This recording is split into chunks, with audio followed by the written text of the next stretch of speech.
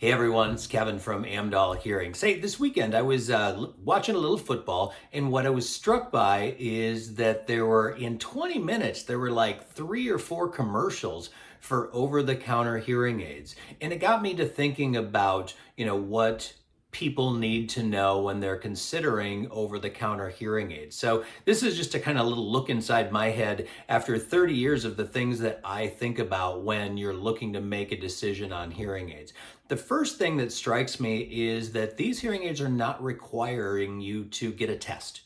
Now, obviously, a test tells me how bad your hearing loss is. So it tells me, do you even qualify for some of these mild to moderate powered hearing aids? The test tells me if the hearing loss is permanent or if it's just a little bit of wax in your ears. It tells me to what extent your ability to understand speech is damaged. It tells us how much you should be able to expect to hear in background noise. Sometimes that damage can really be a problem there. It also tells us what the distribution of sounds needs to be to maximize your hearing. And all of those things are things that I program.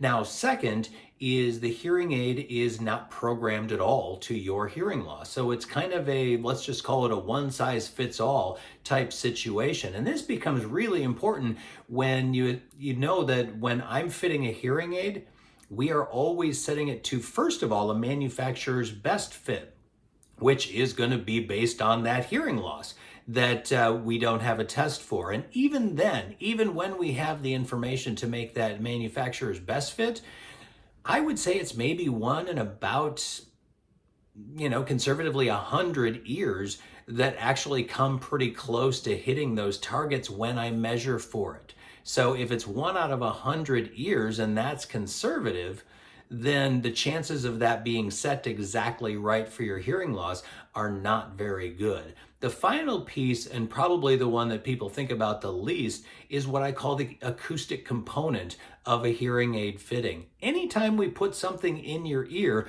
it's going to have an effect on how you hear. Now, if your hearing is really quite good, say in the low frequencies, stuff we learned from the test, then we can't plug up your ear entirely simply because that's going to cause something called the upward spread of masking. People are going to hear things louder, they're still not going to understand. On the flip side, if people do have a significant amount of low frequency component, you can't use a wide open connection to your ear because you're not going to be able to throw in the kind of power in those low pitches that you need. So just some things that I've been thinking about in regards to over-the-counter hearing aids, and a great idea to get your hearing evaluated so at least you have a good baseline.